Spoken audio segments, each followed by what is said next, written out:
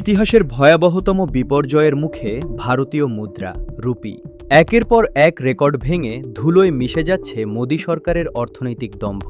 একদিকে যখন আমেরিকা ও ইসরায়েল মধ্যপ্রাচ্যে ইরানের ওপর অবৈধ হামলার নীল নকশা করছে, ঠিক তখনই তার চড়া মাশুল দিতে শুরু করেছে ওয়াশিংটনের মিত্রদেশ ভারত। মঙ্গলবার ভারতের ইতিহাসে প্রথমবারের মতো ডলারের বিপরীতে রুপির মান ৯৫.৬৯ ছাড়িয়ে গেছে। কেন এই পতন? কেন মোদী সরকারের হাজারো চেষ্টা সত্ত্বেও ঠেকানো যাচ্ছে না মুদ্রাস্ফীতি?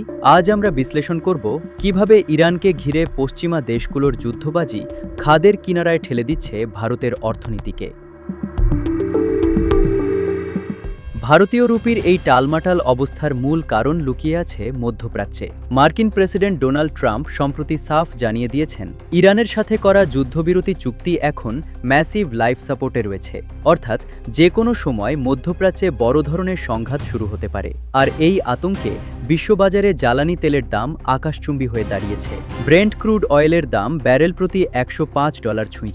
ভারতের জন্য এটি এক দুঃস্বপ্ন, কারণ ভারত তার প্রয়োজনীয় জ্বালানি তেলের ৮০%-এরই বেশি আমদানি করে মধ্যপ্রাচ্য থেকে। হরমুজ প্রণালীতে যদি সরবরাহ ব্যবস্থা সামান্যতম ব্যাহত হয়, তবে ভারতের অর্থনীতি স্রেফ তাসের ঘরের মতো ভেঙে পড়বে। বিশ্লেষকরা বলছেন, মোদী সরকারের পররাষ্ট্রনীতি এখন বুমেরাং হয়ে দেখা দিচ্ছে। ঠিক যখন আমেরিকা ও ইসরায়েল মধ্যপ্রাচ্যে উত্তেজনা ছড়াচ্ছে, তখনই ভারতের প্রধানমন্ত্রীকে দেখা গেছে অন্যতম হামলাকারী দেশ ইসরায়েল সফর করতে। এই ঘনিষ্ঠতা ভারতের জন্য হিতে বিপরীত হয়েছে। মধ্যপ্রাচ্যে অস্থিরতা বাড়ায় ভারতের বাণিজ্য ঘাটতি এখন পাহাড় সমান। খোদ নরেন্দ্র মোদী দেশবাসীকে পরামর্শ দিচ্ছেন জ্বালানি তেল ব্যবহার কমাতে এবং সোনা কেনা সীমিত করতে। প্রধানমন্ত্রীর এই আহ্বান বাজারে আতঙ্কের সৃষ্টি করেছে। বিনিয়োগকারীরা মনে করছেন ভারতের কোষাগার এখন শূন্য হওয়ার পথে।